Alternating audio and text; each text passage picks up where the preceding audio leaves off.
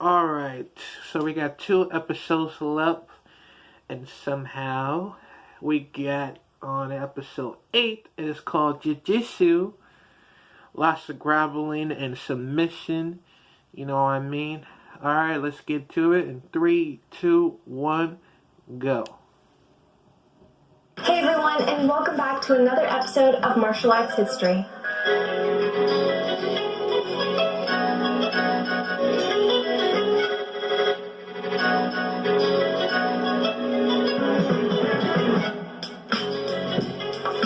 The martial art for today is Jiu-Jitsu. Jiu-Jitsu is a form of martial arts that deals with a close counter situation, so most fights go to the ground. So I always recommend anybody to learn, grappling, wrestling, jiu-jitsu. It's so beneficial, especially for women. If you can learn how to be technical and smart about how you move in case you're ever in any situation that you don't want to be in, and obviously for men as well. It's really difficult sometimes when there are bigger opponents than you, but if you understand the technicalities of an art like jiu-jitsu, you can really get out of some situations. So it's really an incredible art, and I'm so excited to share some information with you today. So it's a Japanese form of martial arts, and it's characterized by the use of little to no weapons. The name jiu-jitsu originated in the 17th century, and then it gained global recognition for techniques related to grappling or principles of grappling. This method of combat actually came about when the people wanted to fight back against the samurai when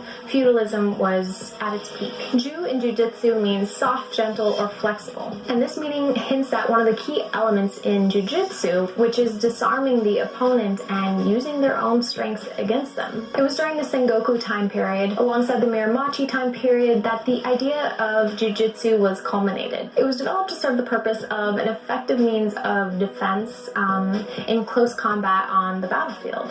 This was particularly useful in battles where weapons weren't present. Originally, jiu-jitsu included Tekenochi Ryu to help counterattack swords or knives. There was a shift in the social and political climate in the 17th century in Japan, and laws imposed meant that the use of weapons for destruction were being curtailed to reinforce an era of peace. And this was vital to establishing a form of combat that could still help a person defend themselves regardless of the use of a weapon. So what derived of this change is that jiu-jitsu went on to expand the library of techniques which aimed at inflicting specific areas of the body, most importantly the upper body. And more striking techniques were introduced at that time as well. But when the 18th century came about, these techniques were actually considered obsolete, as they expended too much energy and weren't considered to be as effective as the initial movements. So at that time, jiu-jitsu went back to focusing on distracting the person in a way for them to then be able to take advantage and get the opponent in a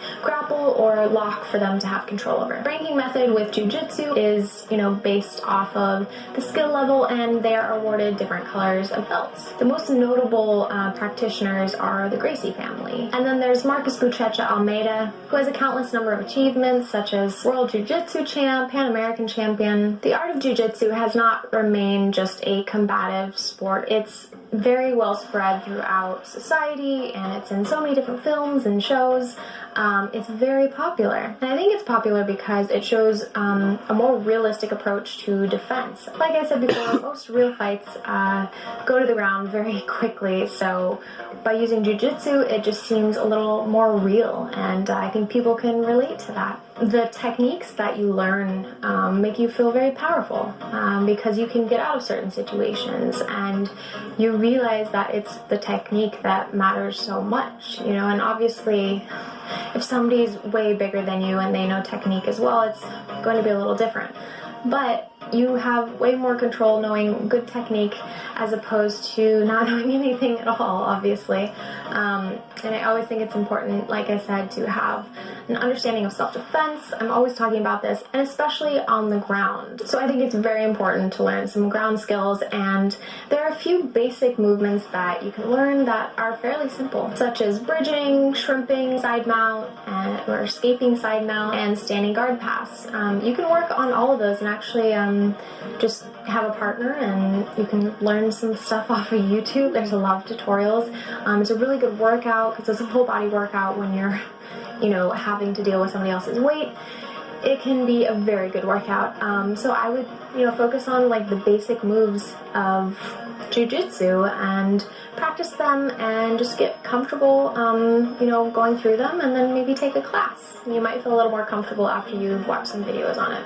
So all the movements incorporate grip, control, angles, momentum, and force, which allow it to be such a concise and disciplined skill to harness. So like I said, those moves are fairly basic, but to master anything, you have to do it a lot, obviously. So like I said, it's a really good workout, and you can learn some self-defense at the same time. Another thing I love about Jiu-Jitsu is it makes you realize how much of a shield or armor your body can be when you know how to use it properly, not just for attacking or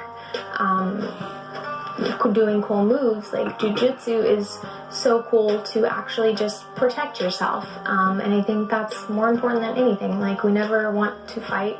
That's not what it's about. It's about learning how to defend yourself, and Jiu-Jitsu is one of the best. Thank you so much for watching this episode. Please do leave your comments down below and add any additional information that you would like to. If you haven't subscribed, go ahead and do that now, and if you have, hit the notification bell, and thank you for subscribing. If you want to subscribe to my email list, there's a link for you down below. Thank you so much for watching, and I'll see you next time. And I'll see you in the next reaction video.